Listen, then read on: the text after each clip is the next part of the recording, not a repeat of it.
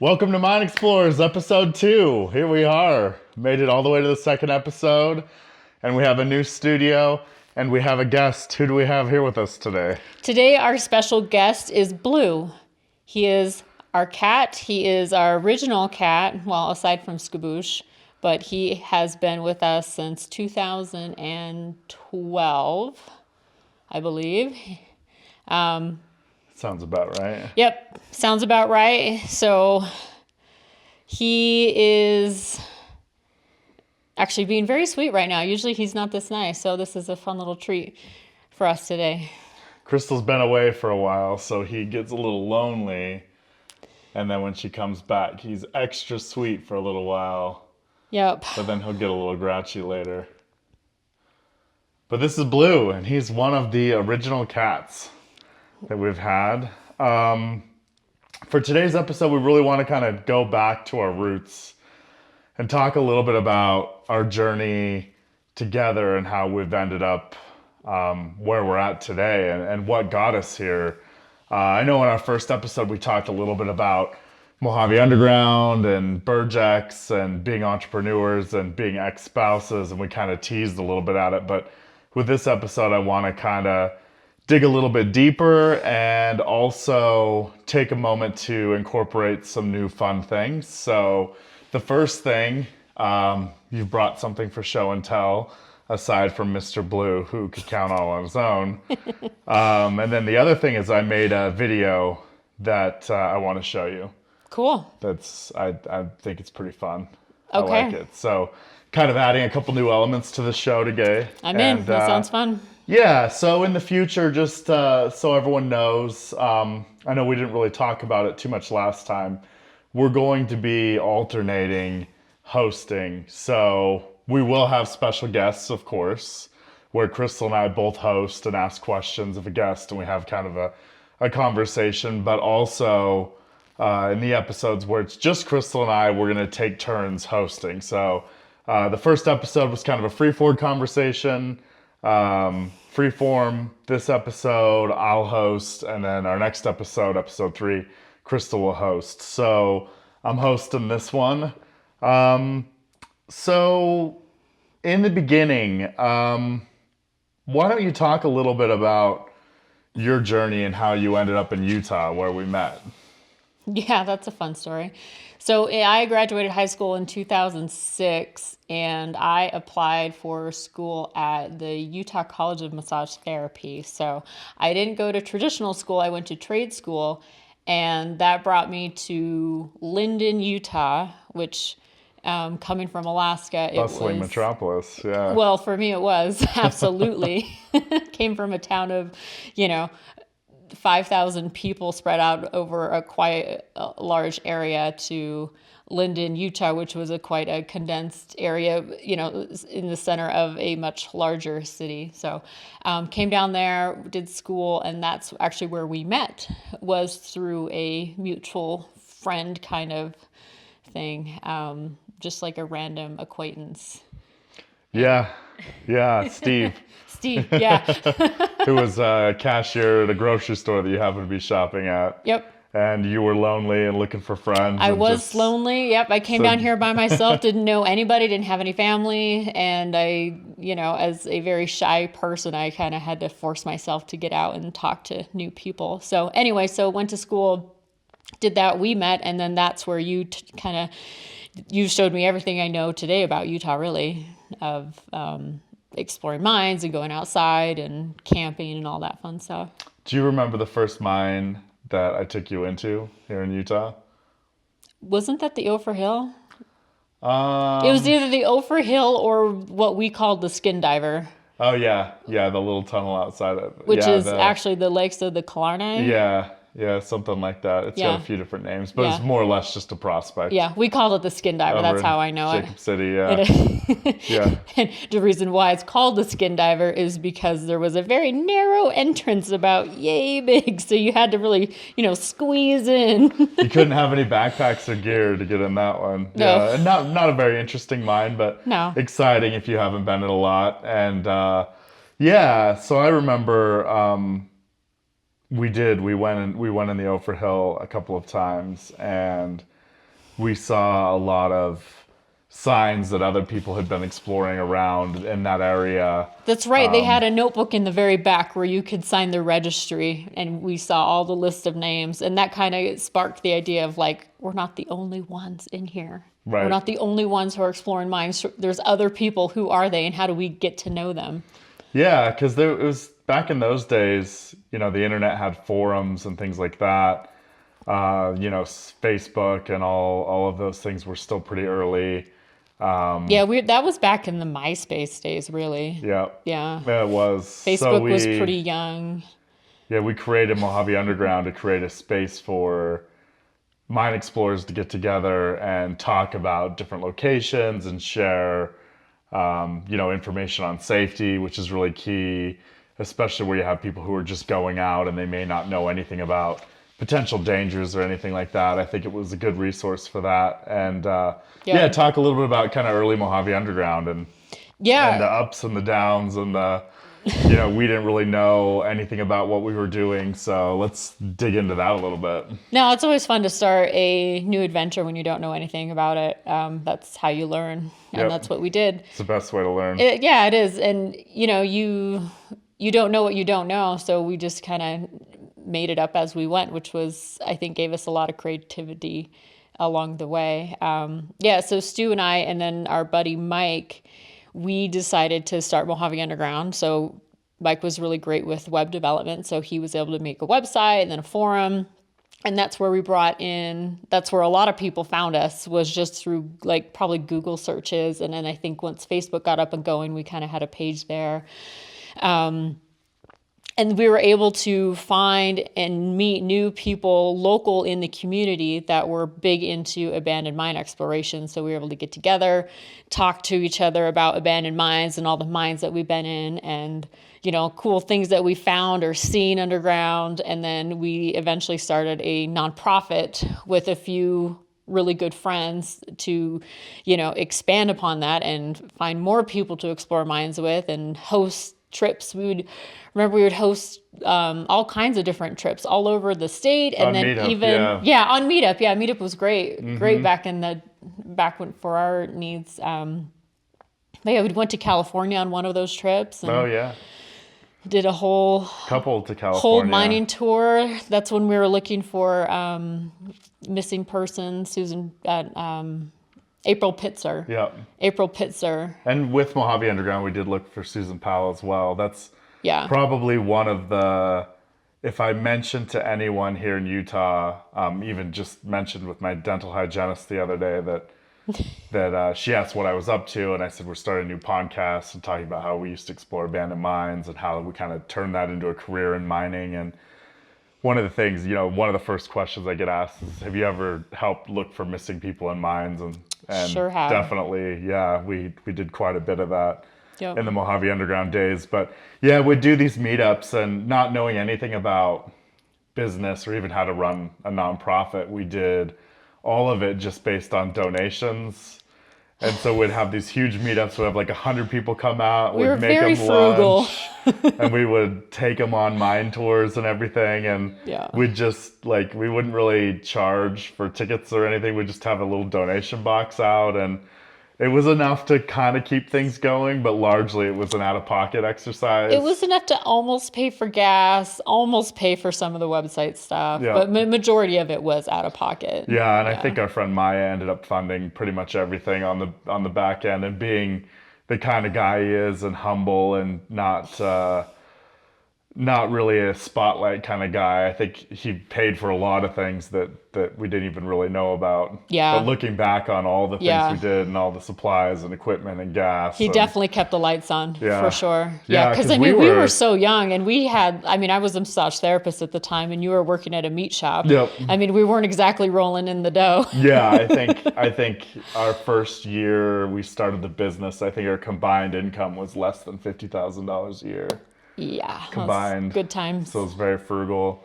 And and that's how we ended up with Blue. So we got married in 2007, and we lived in a couple of apartments, and then we ended up buying a house right in the downturn. Yeah, as it was starting to recover, like 2009, and we used our first time home buyer credit to basically start Burgex exploration, doing abandoned mine exploring, which later turned into Burgex. But I remember those early days, having a house. We technically could afford it on paper, the mortgage, but like had no understanding of We were very house poor. what it costs to pay utilities and what it costs to You can pay fix things. Yeah, you can pay your monthly mortgage, but buying food and if anything, remember when the water heater went out? That was a good time because Fixed everything ourselves. we had to. Yep. Yeah, I mean that was the time when I was even doing all the car maintenance too, doing oil changes in the driveway, Fuel filters, Yeah. everything that we could do. Like, Yeah. I don't think we were quite brave enough to do brakes and things like that, but like No. fuel No. filters, starters, replaced a lot of starters. Yes. Yeah. Yes, I was head mechanic. Yeah, back and then. our first truck was 93. It was a 94 Toyota pickup with a 96 4Runner engine in it. Yep. With the absolute worst alignment. So every time I went in to get the tires rotation, they would hand me the paper and it's supposed to be green to show where the balance is with your tires. Ours was just far red on all the tires, and then our tires would wear unevenly. But man, I love that The truck. lift was done really poorly. Oh, I love that truck. Yeah. It was a good truck. first It truck. always got us home.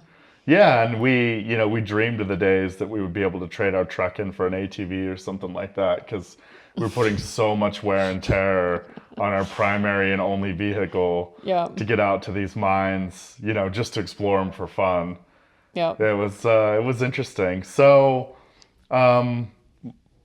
putting back on my interviewer hat, because I kind of get into the conversation, having been involved in a lot of that. But what was it like taking the leap from having a 9 to 5, being a massage therapist, to starting a business It was a bit of a leap of faith. in a completely different industry, like as different as it can get? Right, especially with no education. So I had an easier time because, to be completely honest, I wasn't making anything as a massage therapist. I Right. was pretty much working for free, and that's what it felt like. And that's honestly what burnt me out of working for other people is, you try to do your best, but they never saw you as a team member. They just saw you as an employee. And then I remember the day that I was like, I'm done with this, was when I was working at Massage Envy. Not to talk bad about them, but it was not my style of employers. They cut my pay by 20%, and then they made it mandatory for you to stay at the end of your shift, whether you had a client or not. Right. And it was just like, this is such a poor management of your team. And they just had no respect for anybody who were working for them. I was like, let's just, even like we were young enough where even if everything failed, it still wouldn't be super detrimental. I mean, we didn't have any kids. We did have the house, but if you lost the house, like people recover from that all the time. Oh, yeah. The worst thing we had were the cats. So it was like finding a place where, we could still have the animals, because that's my number one. Right. And I'm happy to say that they're still here. They're old now, but they're still here. Yeah. Oh, yeah. Blue's They've moved a lot, but they're still here.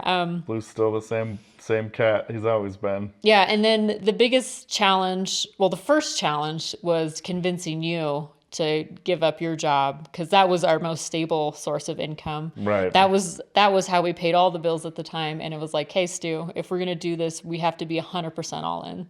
Yep. And I was a meat cutter at a grocery store, and I worked my way up to assistant manager. You were doing pretty well. And Yeah. definitely I had the opportunity to be manager a couple of times and could have done that. And then, but as a career path, like, you may end up as a store manager. Maybe you end up managing a district or something, and get into the corporate, ladder of grocery store management, which is an interesting business and definitely critical. And I met a lot of great people and managed a lot of great people and had a lot of experience managing, which was great. I was an assistant manager at a couple of different stores as a young 21-year-old. Yeah. That was a really good experience for me. and I learned a lot there. But yeah, it was difficult leaving because that was the way we kept the lights on and paid the bills. Yeah. And then, yeah, we had an opportunity. We had a potential project lined up that we needed to go out and explore an abandoned mine for a company, a junior mining company A in legitimate Arizona. project. Legitimate project going into a mine, a 500 to 700 foot shaft, get some samples, map it out. And we were trying to do the string it along, work full-time jobs and do that on the side. And with this project, like, it was going to take a week. I didn't have the time off. Yeah. And so it was this point, like, just quit and do it. So we did. And we did that one project. And then we had a little bit of work here and there after that, doing just a few mines here and there. But really, like, we had that project, and then it took us quite a while to really get some consistent work again. Oh yeah, it took a long time to get momentum. That first project was fun though. It was such a bust. It was such a bust. It was such a bust for the client because they were so excited. They were like, "This mine is massive. You know, it has all kinds of workings." So we actually hired a couple of our buddies. We brought the winch down, which was a donation from the Mojave Underground days. So we actually rented it back from Mojave Underground, and you know, it was a cool spot though. Like, just that whole area of getting to that town was awesome. Oh yeah, way up in the mountains. But as soon as, you know, we set up the we should explain the winch. Yeah, go ahead. Okay, so the winch is this bright yellow, totally jerry-rigged, handmade winch with this huge steel barrel on it with the steel cable that was like, I think 1,200 feet or so. We started with like 2,000, but then But we had to keep cutting it because it would get it stuck. It would get stuck, or it was and like getting kinked because, you know, steel cable doesn't always just stay nice and flat. It kind of bends, and we wanted to cut off the parts that were framed. But anyway, and it came with I-beams that we could. So with a mine shaft that has an ant trap is what we call them. So usually a mine shaft has a nice clean collar, right? You have, sometimes they're like wood cribbed, and it's like a nice square box. But when the mine has been sitting there for a long time, it will eventually erode. And with weather and rain and snow and all that, all the elements, the wood will oftentimes just fall into the mine. And then that creates an ant trap. So you think of like an anthill with all of like this sand and gravel just like, you know, funneling down into this pit. That's what our mine looked like. That's what most mines, old mines, look like. So we'd have these I-beams that you could put on either side of that ant trap, and then it would go over to the top of the mine, so you could put your shiv wheel in the middle. And I'll put some pictures up when we edit it too. Oh, cool. So, yeah. So then you could have your shiv wheel in the middle. So when you explore those types of mines, you don't want to touch the side of the wall at all, because that's the most dangerous part, right? It's so easy to knock rocks down on yourself or whoever's below you. So it's really important to get to the very middle of the shaft. So that's where we put up the I-beams and the shiv wheel, so we could just send Stu right down the very center of the shaft. But as soon as he got on rope and swung over to the middle of the shaft, he looks down and he's like, yeah, it's all plugged.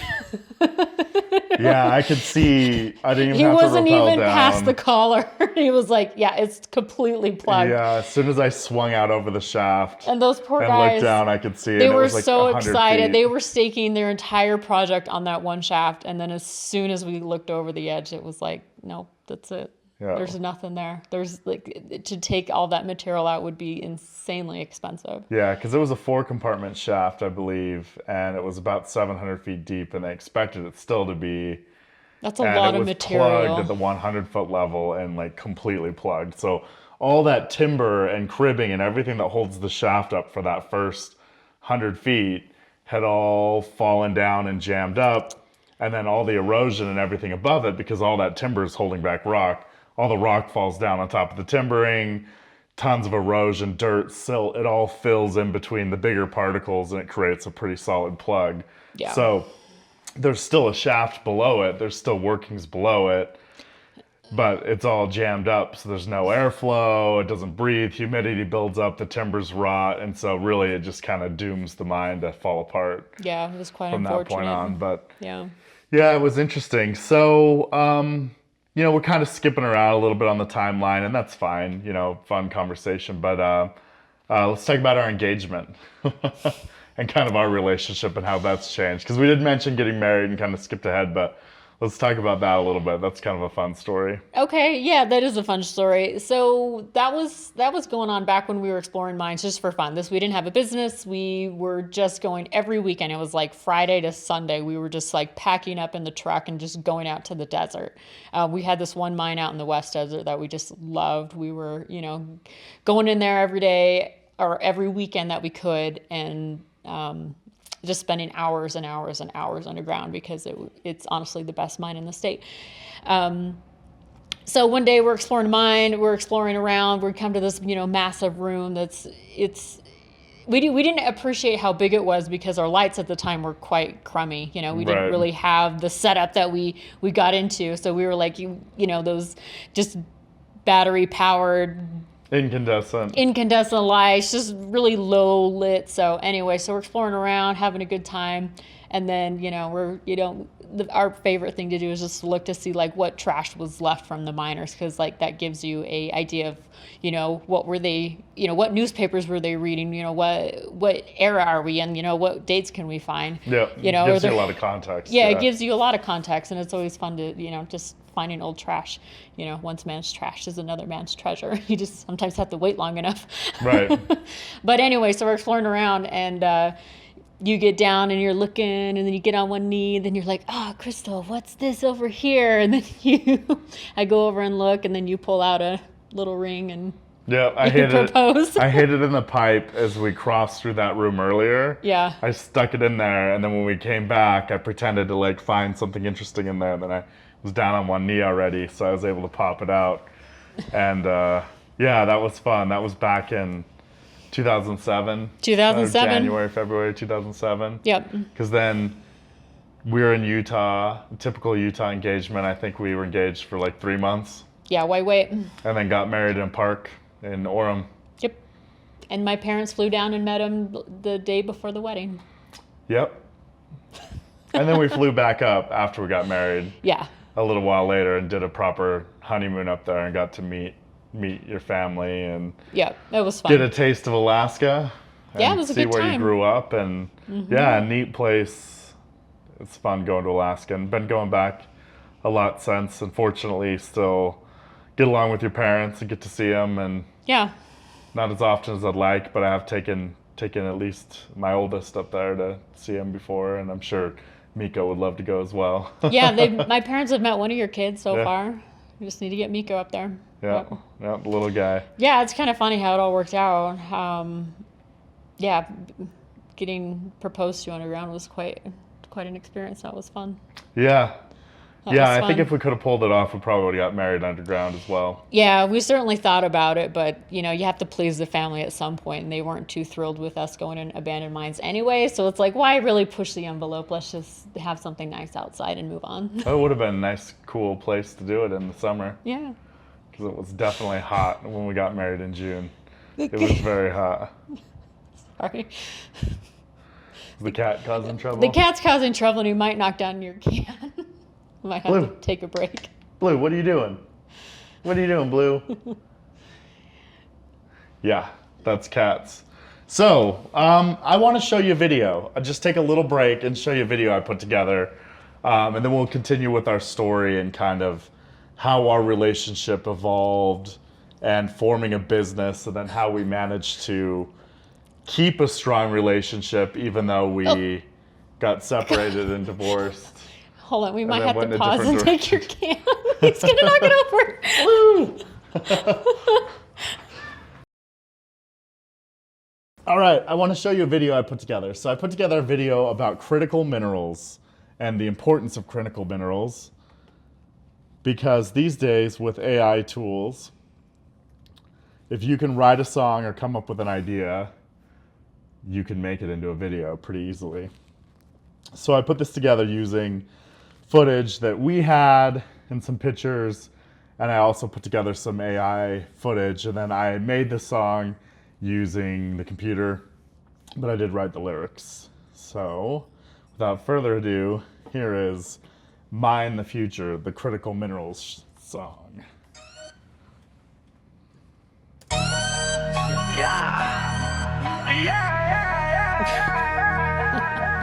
Yeah,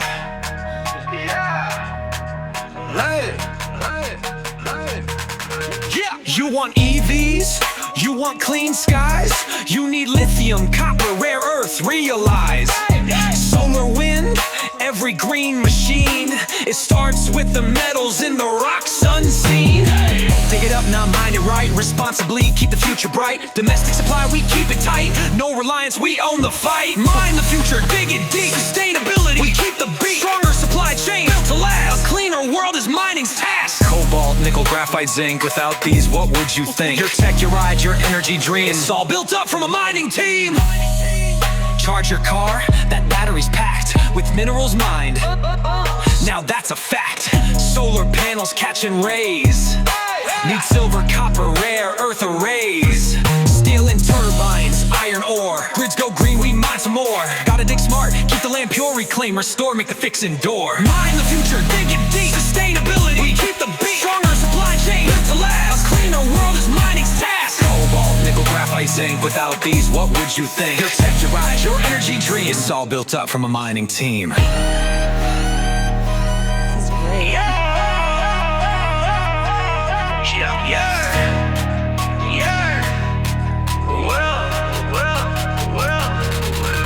No more waiting, no more lag. Bring production to the US flag. Jobs get made, economy grows. Less reliance, everybody knows. Mine it safe, mine it clean. Cut that carbon, keep it green. Innovation, that's the way. Mining builds a bride today. So next time you plug in, stop and see a world that's powered by mining done clean. Critical minerals, we need them all. Let's build the future, stand up tall.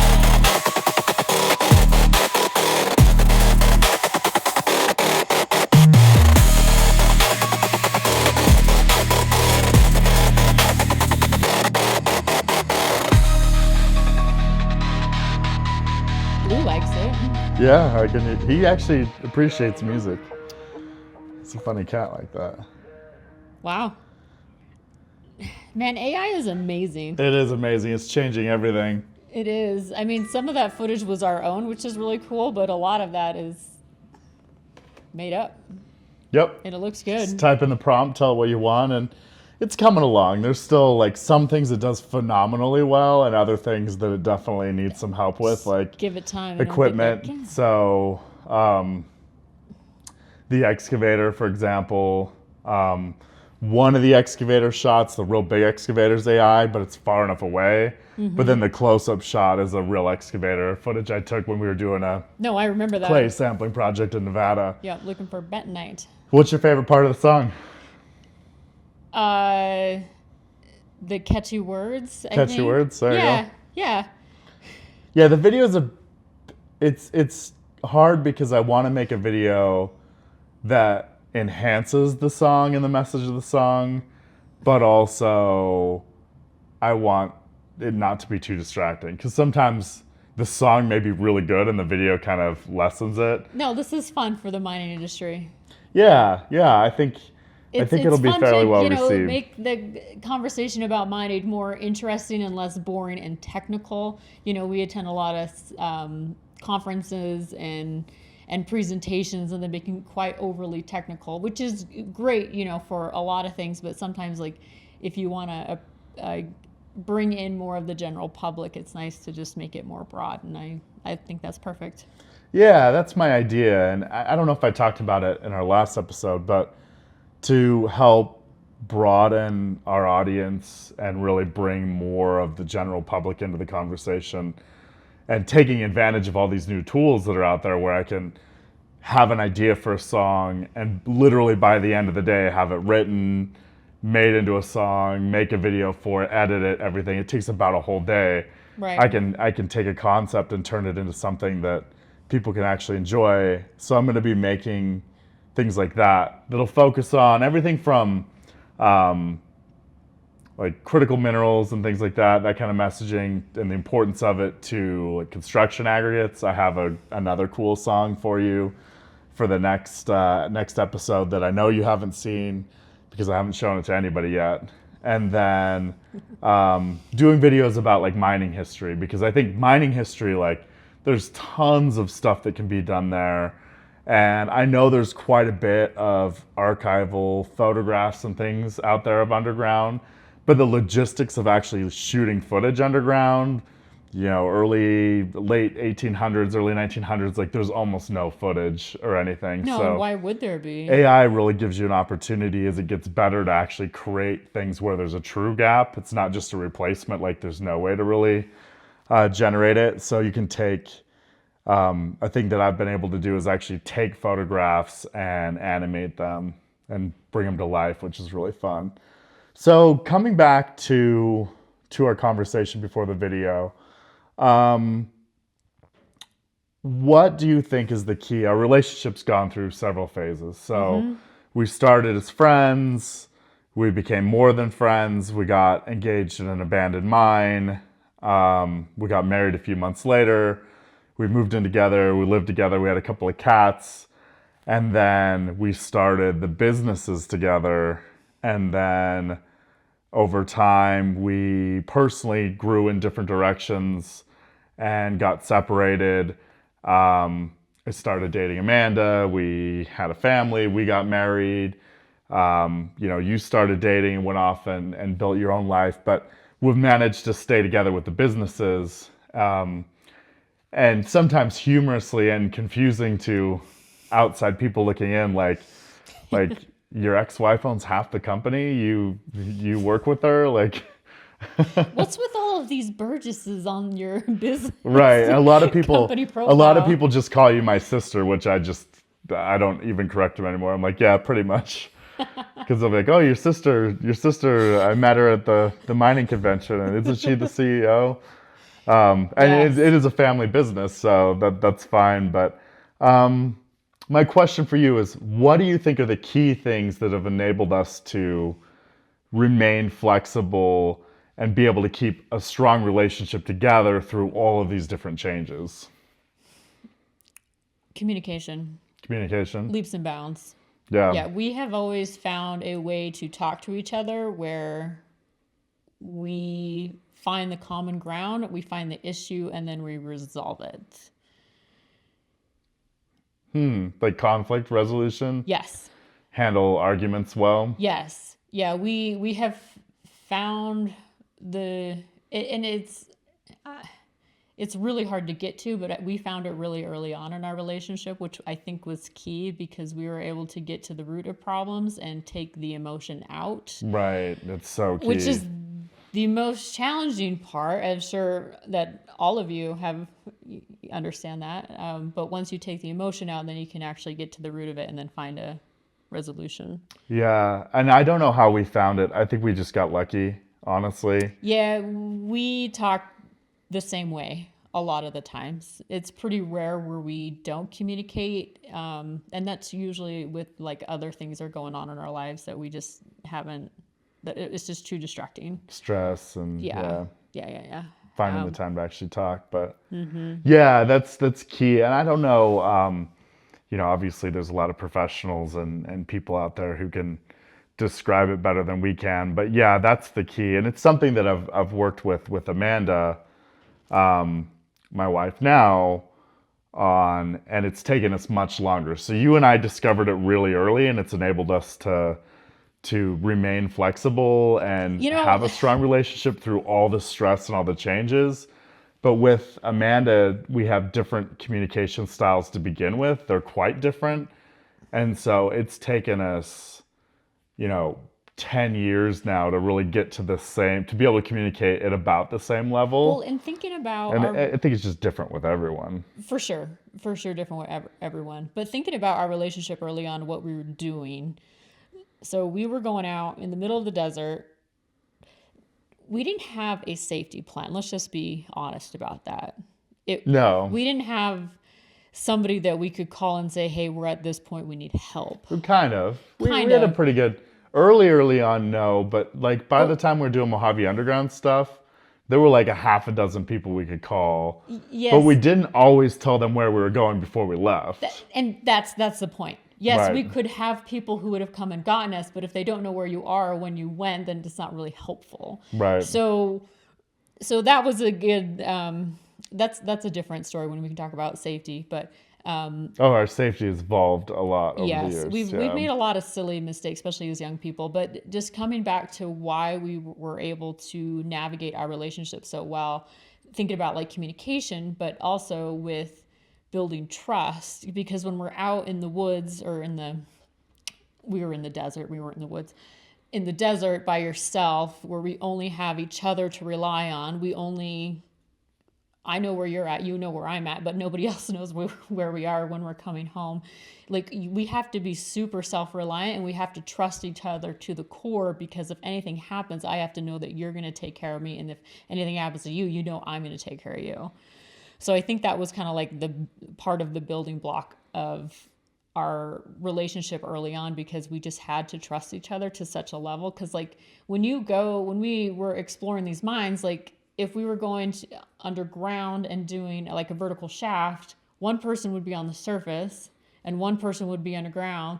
That surface person was it. Your lifeline. That's your lifeline. Like, if anything happens, like, that person is in charge of getting you out of that whatever problem that you might be in. Right, and there's tons of different problems you could be in. So many different things. So Rappelling into an abandoned mine. Yeah, by yourself. Yes. With one person to support. Yeah. And you have no idea what the mine's like, no idea what condition. You don't know how deep. I mean, I know we ran into some, like, they were way deeper than we anticipated. Right. Or there's snakes. Oh my gosh. I remember rappelling into one mine by myself. You're on the surface. I'm going down nice and slow like you do, trying not to touch too many things, like walking down the rock wall. And then I see these little things moving on the side of the wall. And there's these tiny little rattlesnakes, like this big, like climbing up on the rock wall.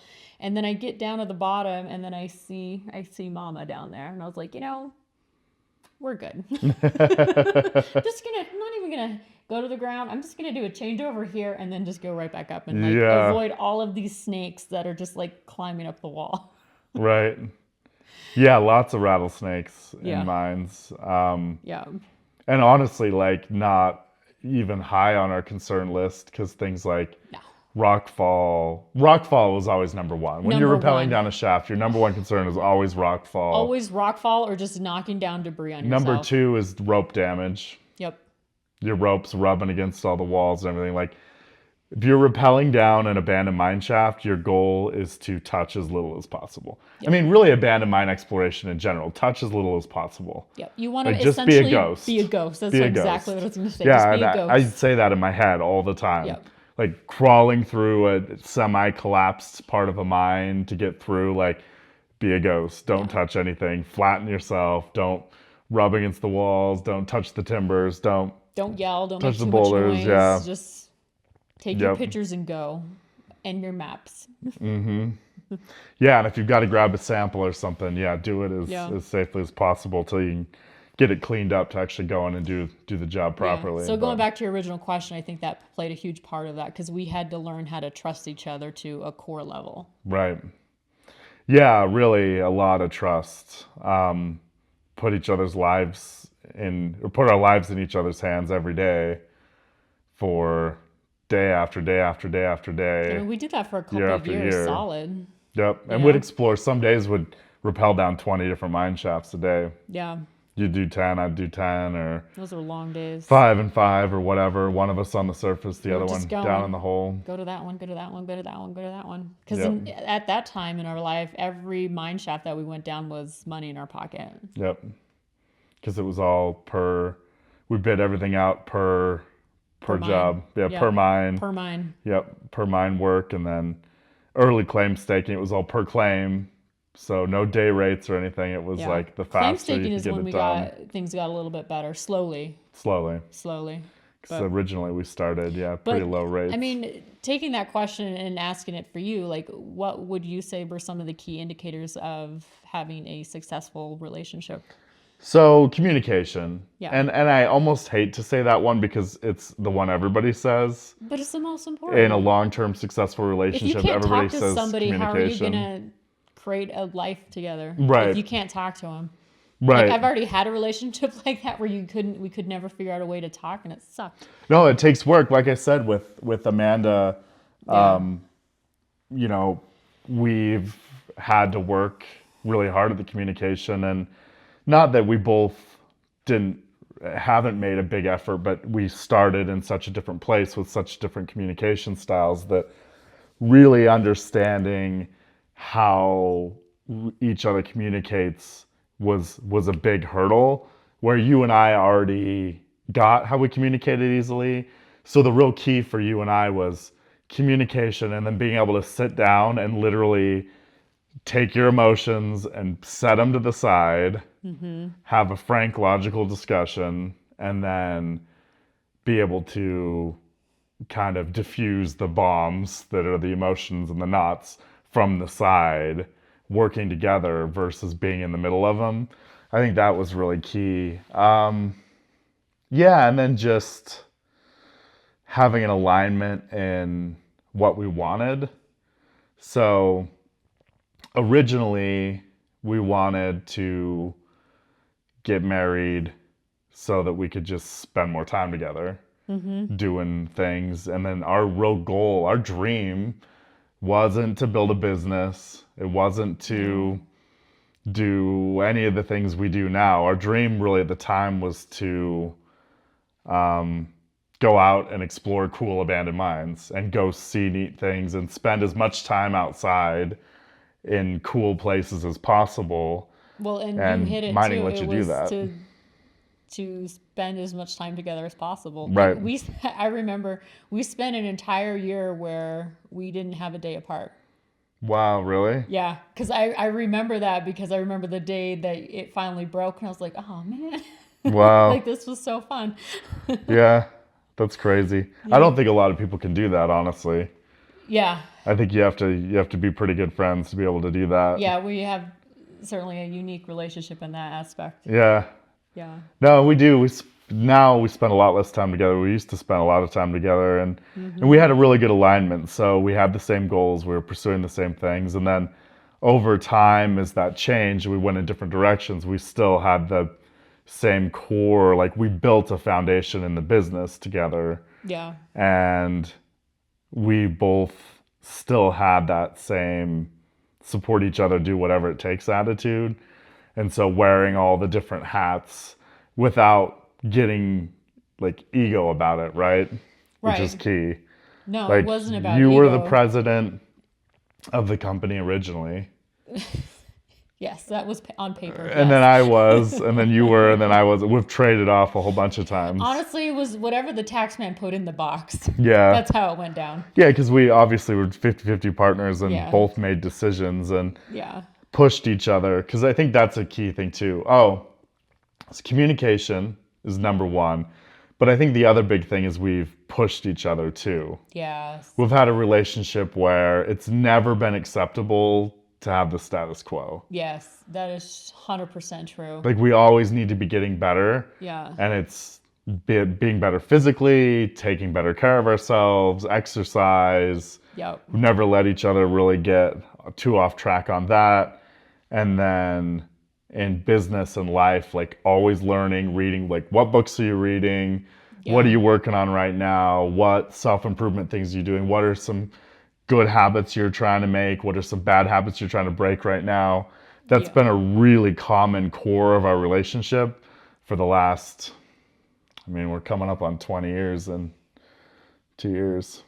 Yeah, 18 years. We met in 2006. Yeah. Yeah. So that's 19 years 100% ago. right. Yeah. Because, I mean, I'm a pusher for personal growth. Right. And you are as well. And it kind of works out like where, you know, you're kind of sloughing and not feeling so great. We found a way to like bring the other person back up. That's definitely been a key component too. Yeah. we've never let each other be stagnant, which is really key because it's so easy to fall into that. Yeah, I saw something today that really stuck with me. I'm going to be 40 next year, Ooh-wee. 39 now, and I've already lived a couple of lifetimes just in the last 20 years with all the adventures and all the crazy things we've done and all the different phases, and which is really just life.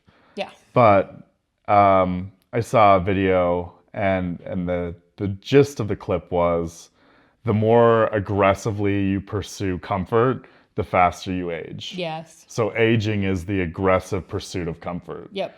And I've seen that, just looking at how different people around us have aged over time, and, parents, grandparents, and how that relates to their lifestyle and hobbies and things like that. I mean, it's really, really fascinating. But I think part of that is that commitment to always doing better and being motivators for each other has helped us stay young and in a good growth mindset, because I think that's really key.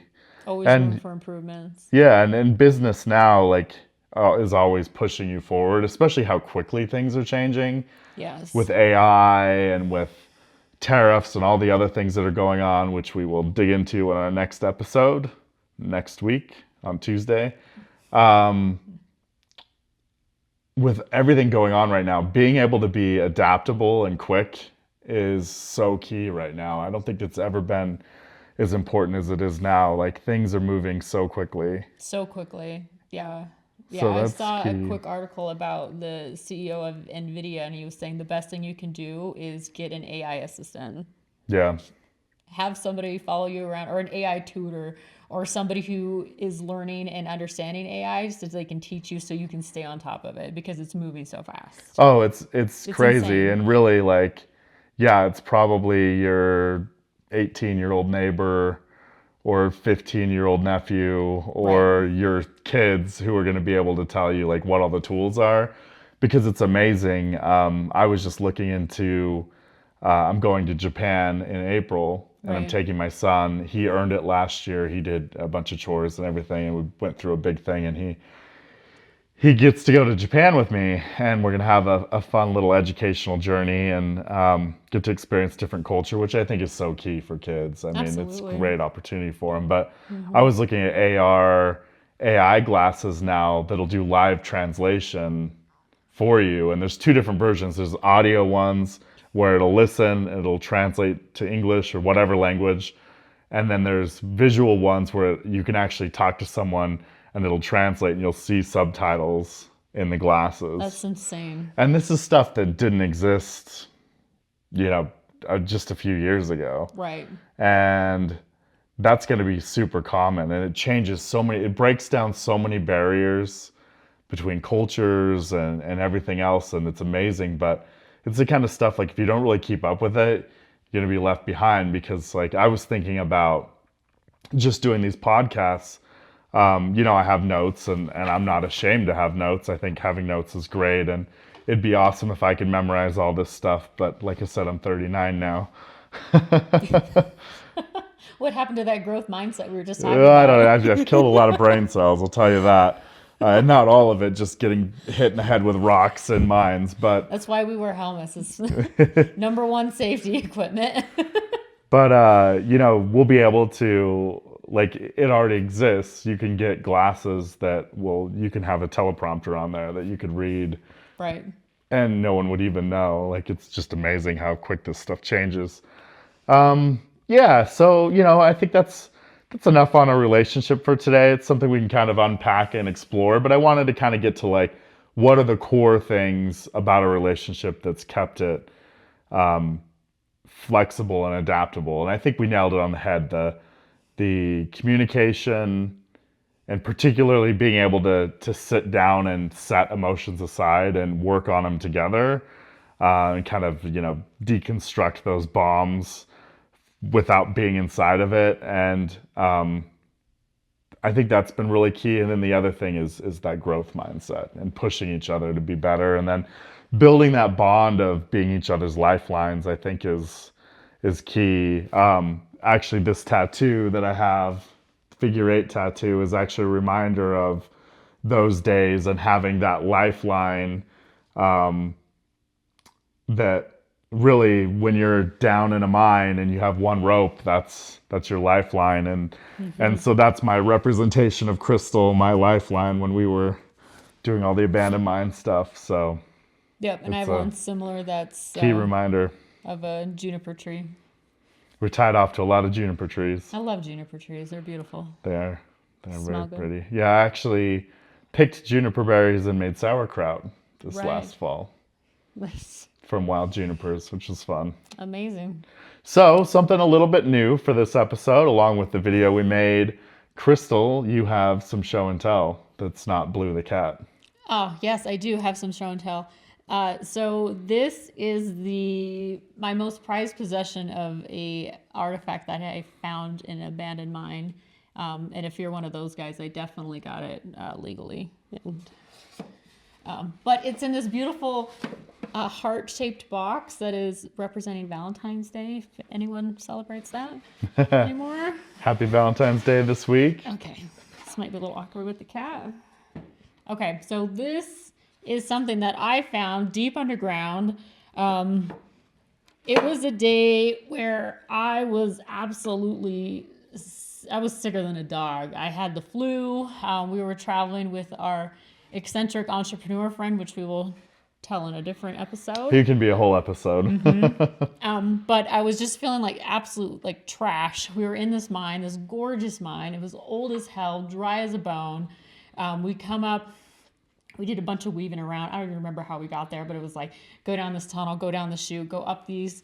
We went in a newer entrance that was like 80 years newer than the rest of the mine. Yeah. And it punched through, and there was like a little hole and a chute in one place that went back into a part of the mine that was like 80 years older. Yeah. So it was just a bunch of running around, which when you have the flu was awful, but fantastic at the same time. So we come into this very large circular room, and it's something that I've never seen before and I've never seen since. A circular room with a wooden platform that was in the shape of a circle, and I think it had something in the middle of it, if I recall correctly. But it was a horse whim, right? Yep. Yeah, it was a horse whim where you would hook up your mule and it would walk around in a circle, and it would hoist the cable up and down the winds that was just around the corner, or I guess directly next to it. But like something just, I've never seen that before. It was really well preserved. Like late 1800s technology. I mean, you're using 1880s, yeah. Yeah, 1880s. You're using animals. And they blasted out this big circular room just to create a hoist. So cool. But in that manual. Yeah, but in that room there was tons of candle wax drippings just all over, like all over the wood, all over the wall. So like, all right, we're in a really old spot. So as you can see here, this is an old canvas piece of material. There is still wax all over it. But I found this by, like, we're walking along the boards, and I was like, if I was a miner, like, I would stash something underneath the wood. And so I felt underneath it, and then I found this piece of canvas, and then I opened it up, and I found all of these absolutely beautiful candles that have never been used. See, these ones haven't been as well preserved, but the candles wrapped in this canvas here. Wow, look at those. They're stamped. Oh, wow. They're pristine. Never used. So this was a miner this was his daily allotment of candles. So these burned for about 2 hours. So we have 4 candles here. Schneider Co. E. Schneider Co. Yep. Wow. These are amazing. And they're so well preserved. Yep. So this was a minor stash of candles. Wow, that's a whole day worth. A whole day's worth of candles right there. Oh, they're But in amazing shape. yeah. Wow, very cool show and tell. Thanks for bringing these. Yeah. This That is super cool. This is my favorite collection right here. And you have to Yeah. be careful with these. You have to store them at room temperature, else they'll melt. Yeah, I know. I have some just stubs. I don't have any full candles like that. Yeah. But I have some stubs that I've found, and I've left them in the garage or in the shed, and they No. will totally melt. Yeah. But look how beautiful that is. Wow. We'll do a close up here, but Wow. So steric wax candles, I believe, were used from around then, 1880, 1890, up until about the carbide lamp was really what they replaced. right, which we'll talk about in the next episode. Next episode, I will do show and tell, and I will show the evolution in lighting from these wonderful candles to the next big invention. Yep. Anyway, that's all we have for episode 1. I hope you enjoyed it. It was a little bit different pace. This is episode 2 already on our second episode. A little bit different pace from episode 1. Tried to stick a little more to a topic instead of bouncing around. And, talk a little bit about our relationship and what makes it unique. And, hopefully some good nuggets in there that you enjoyed. And please tune in next week when we talk a little bit about tariffs and mining trends right now and what we see coming around the bend from our perspective. Looking forward to it. That'll be a fun conversation. I'm looking forward to it as well. We'll see you then.